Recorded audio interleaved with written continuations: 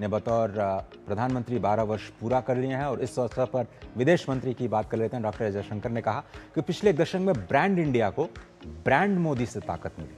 DD news के विशेष podcast Bharat reloaded में विदेश मंत्री ने अपनी ये बात साझा की। I would say in all honesty, there is a certain brand India and that brand India, at least in the last decade, to a great deal has been shaped by brand Modi as well. You know, the respect for the Prime Minister has also shaped attitude towards us. So when we try to do something, that is a asset. आर्थिक महाशक्ति की ओर देश इन 12 सालों में आगे बढ़ा है। दुनिया की बड़ी अर्थव्यवस्थाओं में एक जीडीपी आकार में ऐतिहासिक बढ़त देखने को मिली है और आर्थिक अगर क्षेत्र की बात करें तो किस तरीके से लगातार प्रगति हुई है पिछले 12 सालों में देखें तो जीडीपी एक महत्वपूर्ण फैक्टर रहा है जिसमें एक ऐतिहासिक बढ़त देखने को मिली है। डिजिटल भुगतान दूसरे देशों के लिए भी एक उदाहरण साबित हुआ है। जिस तरीके से भारत की यूपीआई प्रणाली की बात करें, डिजिटल इंडिया को एक बहुत बड़ा विस्तार यहाँ से 12 सालों में मिला है। दुनिया का नेतृत्व यूपीआई, जिस तरीके से यूपीआई का वर्चस्व बढ़ा है, यूपीआई का विस्तार हुआ है और दूसरे देश भी अब इसको अपनाने के लिए यहाँ आ रहे हैं और इसका एग्जाम्पल ले रहे हैं। ऐसे में अजय जी कहीं ना कहीं दिखता है कि एक बड़ा बदलाव यहाँ से दिख रहा है आर्थिक दृष्टिकोण से भी। जीडीपी की अगर हम बात करें तो सबसे तेज रफ्तार अर्थव्यवस्था बना हुआ है। हमने 10वें पायदान से 5वें पायदान तक का एक लंबा सफर तय किया है, बड़ी इकोनॉमीज को पीछे छोड़ा है और भरोसा जताया है अपनी जनता पर। मेक इन इंडिया को बढ़ावा दिया। पीएलआई योजना जो कि प्रोडक्शन लिंक्ड योजना है इंसेंटिव के लिए, और उससे विनिर्माण को बढ़ावा मिला। मोबाइल, अब सोचिए 2 कंपनियां 2014 में हुआ करती थी, आज वो 200 से ज़्यादा है जो कि मोबाइल निर्माण कर रही हैं और देश और दुनिया को एक्सपोर्ट भी कर रही हैं। सेमीकंडक्टर मिशन की शुरुआत की गई, स्टार्टअप इकोसिस्टम की शुरुआत की गई। आज तीसरा सबसे बड़ा स्टार्टअप इकोसिस्टम है। जीएसटी जिसकी लगातार यूपीए शासन में 17 वर्षों तक चर्चा और बहस चलती रही, कोई अंतिम नतीजे तक नहीं पहुंची। आज एक देश एक साझा बाजार बन चुका है। जीएसटी आज़ादी के बाद का सबसे बड़ा टैक्स रिफॉर्म किया गया और उसके बाद देखिए मिडिल क्लास को कितनी बड़ी राहत दी गई। ये 12 लाख रुपए तक आपको कोई भी टैक्स नहीं देना होता है और इस तरह से आप देख रहे हैं उसका असर जीएसटी के संग्रह में भी दिखाई दे रहा है। और कल वित्त मंत्री ने स्पष्ट तौर पर इस बात को कहा कि जो भारत है वो नित्य नए दिन जो जीडीपी के आंकड़े हैं उसके नए कीर्तिमान घटता हुआ नजर आ रहा है। तो भारत की ताकत को दुनिया मान रहा है और इस समय अगर आर्थिक दृष्टि से भी देखें तो कैसे दुनिया की चौथी बड़ी अर्थव्यवस्था इस समय भारत बन चुका है। और अगर सांस्कृतिक पुनर्जागरण की बात करें तो यहाँ पर भी पिछले 12 सालों में बहुत सारे बदलाव देखने को मिले। आइए आपको बताते हैं कि संस्कृति के लिहाज से यानी कि विरासत से विकास की जो प्रधानमंत्री नरेंद्र मोदी बात करते हैं उसमें कितना बड़ा सफर यहाँ 12 सालों में तय किया गया है।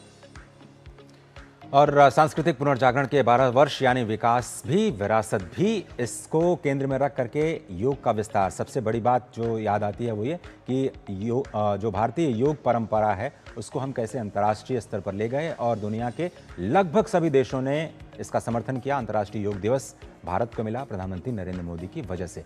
उसके बाद चाहे वो काशी कॉरिडोर हो, महाकाल का कॉरिडोर हो या फिर केदारनाथ का पुनर्निर्माण हो, राम मंदिर अयोध्या में बनना हो या फिर यहाँ राजधानी में कर्तव्य पथ का निर्माण हो, ये सब कुछ दिखाता है कि कैसे हम भारत की जो विरासत है उसको साथ लेकर के चलना चाहते हैं और ये भारत की पहचान है। अगर आप एक शब्दों में भारत को परिभाषित करना चाहें भावना, तो मुझे लगता है कि वो आध्यात्मिक चेतना ही है जो संपूर्ण भारत को एक दूसरे के और करीब लाती है, एक दूसरे के साथ बांधती है और वही विश्व बंधुत्व की भावना की ओर भी भारत को लेकर के जाती है। बिल्कुल, और यही एक भारत श्रेष्ठ भारत की राष्ट्रीय चेतना भी है जिसके साथ भारत सरकार आगे चल रही है और प्रधानमंत्री नरेंद्र मोदी के नेतृत्व में नए नए कीर्तिमान नित्य दिन जो है स्थापित करती हुई नजर आ रही है। आइए अब आगे बढ़ते हैं और खबरों के सिलसिले को आगे बढ़ाते हैं जहां उपराष्ट्रपति सीपी राधाकृष्णन ने प्रधानमंत्री नरेंद्र मोदी को बधाई दी है। उपराष्ट्रपति ने एक्स पर संदेश ये लिखा है कि प्रधानमंत्री नरेंद्र मोदी जी को भारत के निर्वाचित प्रधानमंत्रियों में सर्वाधिक समय तक निरंतर सेवा देने वाले प्रधानमंत्री बनने पर हार्दिक बधाई। यह ऐतिहासिक उपलब्धि केवल लंबे कार्यकाल का प्रतीक नहीं है बल्कि हमारी राष्ट्रीय यात्रा की एक परिवर्तन युग का भी प्रतिबिंब है। उनके दूरदर्शी नेतृत्व में भारत ने प्रत्येक क्षेत्र में उल्लेखनीय प्रगति देखी है, चाहे वह आर्थिक विकास और आधारभूत संरचना का विस्तार हो, सामाजिक सशक्तिकरण और तकनीकी उन्नति हो या फिर वैश्विक स्तर पर भारत की बढ़ती प्रतिष्ठा। या फिर हमारी सभ्यतागत चेतना का पुनर्जागरण हो। इतिहास अब्राहम लिंकन को मानव गरिमा को आगे बढ़ाना और दास प्रथा के अंत के लिए याद करता है। हमारे समय में प्रधानमंत्री नरेंद्र मोदी जी को समावेशी विकास के माध्यम से 25 करोड़ से ज्यादा लोगों को अत्यंत गरीबी से बाहर निकालने, साथ ही करोड़ों परिवारों में आशा, अवसर और सम्मान को पुनर्स्थापित करने के लिए याद किया जाएगा। भारत की समृद्ध विरासत का उत्सव मनाकर, गुमनाम नायकों का सम्मान कर, सांस्कृतिक परंपराओं को संरक्षित कर, औपनिवेशिक मानसिकता से मुक्ति दिलाकर और हमारी सभ्यतागत पहचान पर गर्व को सुदृढ़ कर देशवासियों में उन्होंने एक महत्वपूर्ण आत्मविश्वास जागृत किया है। महान तमिल संत कन्यन पुंगुद्रनार ने अमर वचनों यादुम उरे यावरुम केलिर यानी कि हर स्थान हमारा अपना है, सभी लोग हमारे परिजन हैं का संयुक्त राष्ट्र में उनके द्वारा किया गया उद्घोष विश्व के समक्ष भारत की वसुधैव कुटुंबकम की सभ्यतागत भावना और सार्वभौमिक बंधुत्व और मानव एकता के उसके शाश्वत संदेश की प्रभावशाली पुनर्पुष्टि थी। काशी तमिल संगमम और सौराष्ट्र तमिल संगमम जैसे उनके प्रयास नए संसद भवन में पवित्र सेंगोल की स्थापना, चोल वंश की विरासत को सम्मान देने के साथ गंगेकोंड चोलपुरम की उनकी यात्रा, साथ ही विदेशों से अमूल्य कलाकृतियों और पुरावशेषों की स्वदेश वापसी ने भारत की सनातन विरासत को और हमारी भाषाओं, संस्कृतियों, परंपराओं और सभ्यतागत धरोहर की समृद्ध विविधता का उत्सव मनाते हुए उन सभ्यतागत बंधनों को पुनः पुष्ट किया है जो हमारे राष्ट्र को एक सूत्र में बांधते हैं। इतिहास के एक निर्णायक क्षण पर माननीय प्रधानमंत्री ने अपने दूरदर्शी नेतृत्व, अथक सेवा और राष्ट्र प्रथम के आदर्शों के प्रति अटूट प्रतिबद्धता के साथ भारत की क्षमताओं और आकांक्षाओं में नए आत्मविश्वास का संचार किया है और समकालीन भारत के एक सच्चे युग पुरुष के रूप में उभरे हैं। विकसित भारत एट 2047 की ओर अग्रसर राष्ट्र की ओर से मैं उनके निरंतर राष्ट्र सेवा हेतु अपनी हार्दिक शुभकामनाएं व्यक्त करता हूं। उपराष्ट्रपति का ये संदेश प्रधानमंत्री नरेंद्र मोदी के लिए। और भारत के सबसे लंबे समय तक सेवा देने वाले निर्वाचित प्रधानमंत्री बनने पर प्रधानमंत्री मोदी को दुनिया भर के नेताओं ने बधाइयां दी हैं। विभिन्न देशों के नेताओं ने प्रधानमंत्री मोदी के नेतृत्व, भारत के आर्थिक और सामाजिक परिवर्तन तथा वैश्विक दक्षिण यानी ग्लोबल साउथ की आवाज को मजबूती देने में उनकी भूमिका की सराहना की। श्रीलंका के राष्ट्रपति अनुर कुमार दिसानायके ने कहा कि उपलब्धि प्रधानमंत्री मोदी के नेतृत्व में जनता के भरोसे और विश्वास का प्रमाण है। वहीं पापुआ न्यू गिनी के प्रधानमंत्री जेम्स मारेपे ने प्रधानमंत्री मोदी को आदर्श नेता बताते हुए भारत में करोड़ों लोगों को गरीबी से बाहर निकालने की उपलब्धि की प्रशंसा की। त्रिनाद टोबैगो के प्रधानमंत्री कमला प्रसाद बिसेसर ने कहा कि प्रधानमंत्री मोदी के नेतृत्व में भारत वैश्विक मुद्दों पर एक मजबूत और प्रभावशाली आवाज बनकर उभरा है। उन्होंने भारत की विदेश नीति, आर्थिक विकास, बुनियादी ढांचे और सामाजिक प्रगति में हुई उल्लेखनीय उपलब्धियों की भी सराहना की।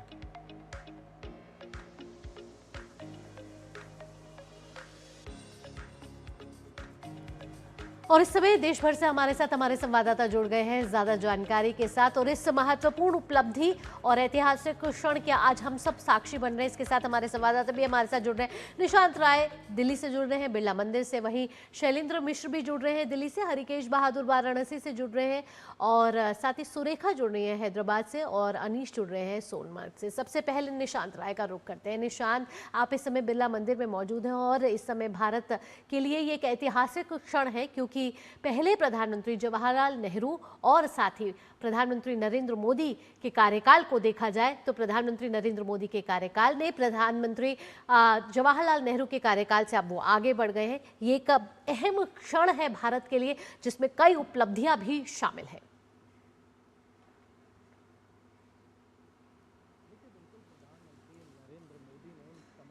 को तोड़ा है जो कि आज से अगर 2014 से पहले कहा जाए तो भारत में एक अपवाद की तरह होती थी।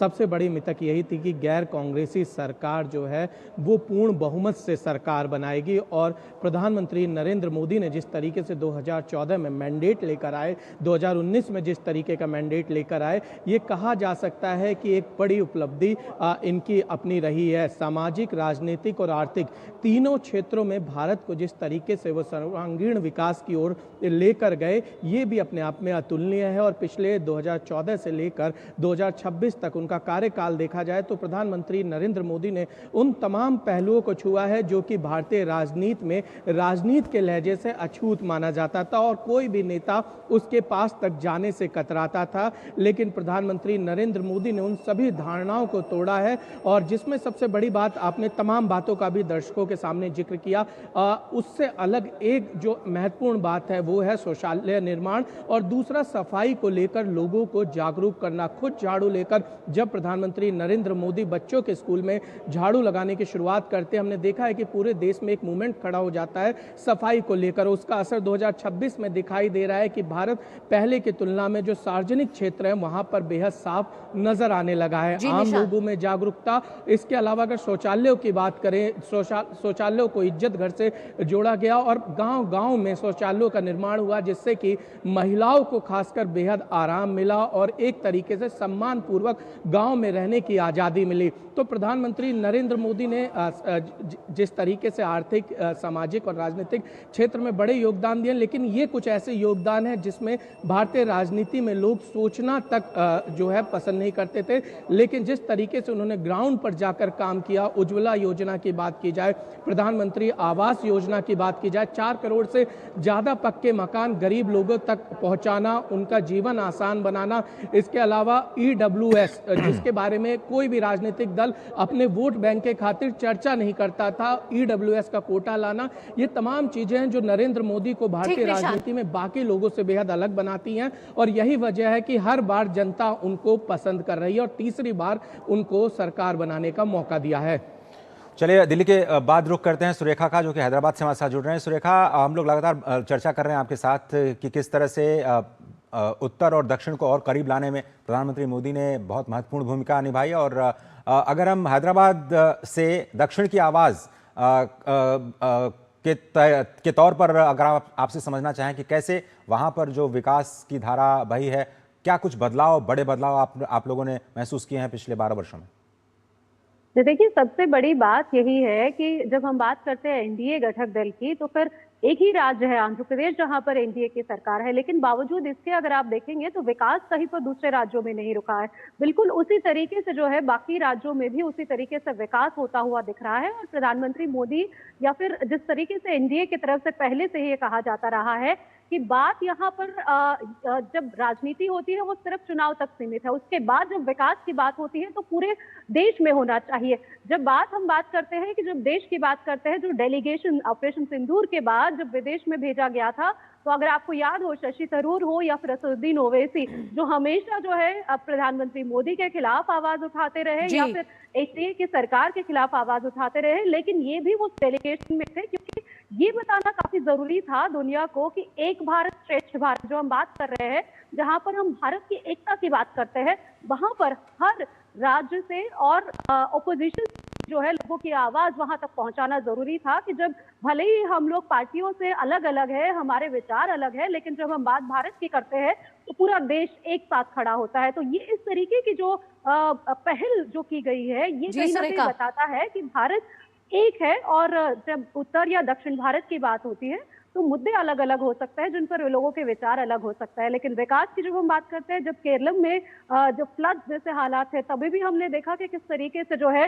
प्रधानमंत्री मोदी की तरफ से हो या फिर एनडीए सरकार की तरफ से वहां तक भी जो है लोगों तक पहुंचने की कोशिश की गई, मदद वहां पर लोगों तक पहुंची। लेकिन साथ ही में हमें ये भी समझना होगा कि जब हम बात करते हैं कि विरासत की, धार्मिक होने की, कई बार जिस तरीके से प्रधानमंत्री मोदी खासकर दक्षिण भारत के उन मंदिरों का दौरा करते हैं, वहां पर जो पूजा पाठ होती है, ये कहीं ना कहीं बताने की कोशिश करते हैं कि धार्मिक होना कितनी ज्यादा अहमियत है और उसी को लेकर लोगों के अंदर, खासकर युवाओं के अंदर भी, चाहे वो जेनजी हो या फिर जो युवा वर्ग, जो दूसरा वर्ग है, उनके लिए भी कहीं ना कहीं ये बात इनडायरेक्टली कहने की कोशिश की जाती है कि धार्मिक होना बहुत जरूरी है और अपने जो रूट्स है उनसे जुड़ा रहना कितना जरूरी है। तो ये इस तरीके से जो उनकी तरफ तरफ से जो कार्यक्रम भी होते हैं वो ये कहीं ना कहीं कह सकते हैं कि मार्गदर्शक का काम करते हैं कि किस तरीके बिल्कुल से एक देश आगे मार्गदर्शक बढ़ का रहा काम है। करते हैं और जिस तरीके से प्रधानमंत्री नरेंद्र मोदी ने ये सब काम किए हैं वे अपने आप में अनोखे, अपने आप में प्रेरणादायक है। हमारे साथ शैलेंद्र भी जुड़े हुए हैं। शैलेंद्र, अगर नेहरू और मोदी के कार्यकाल को देखें, दोनों ने इतिहास रचा, दोनों का कार्यकाल बहुत लंबा रहा। हालांकि मोदी ने नेहरू के कार्यकाल से अब वे आगे बढ़ चुके हैं, लेकिन अगर दोनों की विचारधाराओं की बात करें, एक समय ऐसा था जब भारतीय नेतृत्व सिर्फ उसी के हाथ में होता था जो बड़े परिवारों के से हुआ करते थे, लेकिन प्रधानमंत्री ने उस छवि को बदला। उस व्यक्ति जो एक चाय बेचने वाला था, आज वो भारत का प्रधानमंत्री। और किस तरीके से, चाहे वो स्टेट लेवल पे हो, केंद्र के लेवल पे हो, विदेश नीति को लेकर हो, दोनों तरफ से अगर नेहरू और मोदी की विचारधारा को देखें और रहन सहन को देखें, दोनों अलग रहे हैं। भावना, देखिए, प्रधानमंत्री नरेंद्र मोदी की जो ये उपलब्धि है, ये कई मायनों में बहुत बड़ी है। अगर नेहरू के मुकाबले देखें, पहली बात तो उस वक्त देश आजाद हुआ था और आजादी की जो भावना थी, और उस वक्त सारे बड़े नेता या फिर कहे महात्मा गांधी ने नेहरू को आगे किया था, और उस वक्त एक कमोबेश एक माहौल था, देशभक्ति का वातावरण था, और एक मजबूत विकल्प के तौर पर कांग्रेस पार्टी थी। बाकी कोई एक मजबूत विकल्प नहीं था। तो उस दौर में नेहरू ने इतना लंबा जो निर्वाचित प्रधानमंत्री रहे। लेकिन आज के दौर में जब आप देखें कि हम ज्यादा परिपक्व संसदीय लोकतंत्र हैं, जहां जनता की आकांक्षाएं बड़ी हैं, वहां एक व्यक्ति का एक सीढ़ी दर सीढ़ी चढ़कर मुख्यमंत्री लंबे समय तक रहकर गुजरात के विकास के बाद फिर प्रधानमंत्री बनना और देश को इतने लंबे समय तक प्रधानमंत्री के तौर पर नेतृत्व करना, ये अपने आप में बहुत बड़ा हो जाता है। कोई किसी परिवारवाद से नहीं आते, कोई ऐसे परिवार से नहीं आते जो पहले ही राजनीति में था। और आप जानते हैं कि संगठन से लेकर फिर सरकार में, गुजरात में, और फिर प्रधानमंत्री के तौर पर देश की अगुवाई करना और उन आंदोलनों की अगुवाई करना जिनमें सिर्फ आर्थिक विकास नहीं, समाज के एक सोच को बदला है। तो ये उपलब्धि जो प्रधानमंत्री नरेंद्र मोदी की है, ये इस मायने में बहुत बड़ी हो जाती है, क्योंकि पंडित नेहरू के पीछे आप देखें तो उस वक्त स्वतंत्रता आंदोलन की एक बैकिंग थी। महात्मा गांधी ने एक तरह से देखें तो उन्हें आगे किया था, और उस वक्त कांग्रेस ही एक विकल्प थी। तो ये उस लिहाज से देखें वो तो समय और था जहां कांग्रेस एक विकल्प थी और एक ही पार्टी का दबदबा था, और उसी छवि को कहीं ना कहीं प्रधानमंत्री नरेंद्र मोदी ने बदला अपनी सादगी से, अपने अथक प्रयास से और निरंतर अनुशासन के साथ। कहीं ना कहीं यही दृढ़ संकल्प था जो प्रधानमंत्री नरेंद्र मोदी का जो इतना लंबा सफर रहा है और निरंतर वे जारी है। आप हमारे साथ सारे संवाददाता जुड़े रहिए। यहाँ हमें एक छोटा सा ब्रेक लेना है, लेकिन ब्रेक के बाद भी जिस तरीके से आज एक महत्वपूर्ण उपलब्धि प्रधानमंत्री नरेंद्र मोदी के कार्यकाल से जुड़ रही है, जहां उन्होंने पंडित नेहरू के कार्यकाल को पीछे छोड़ दिया है, ऐसे में इस ऐतिहासिक रिकॉर्ड पर हमारे साथ संवाददाता भी हमारे साथ जुड़े रहेंगे। रुकेंगे एक छोटे से ब्रेक के लिए और जल्द हाजिर होते हैं।